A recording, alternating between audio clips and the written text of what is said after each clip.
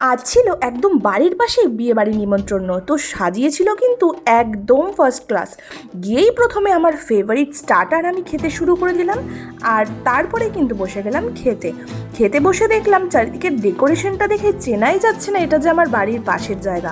তো যাই হোক, বাপির একটুখানি ছবি তুলে নিয়ে খেতে লেগে গেলাম। প্রথমেই দিল হচ্ছে পনির পাসিন্দা, তারপরে স্যালাড, সস, নান, চিলি চিকেন, আর তারপরে চলে এলো সাদা ভাত, তারপরে ডাল, আর ডালের সাথে ঝুরি ঝুরি আলু ভাজা।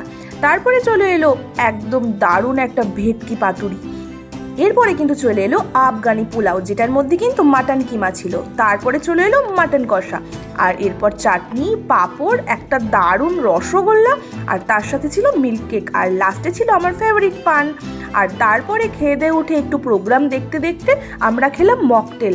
আর তারপরে মা একটু কাকিমার সাথে নাচানাচি করে আমরা একটু ফটো টটো তুলে বাড়ি ফিরে এলাম।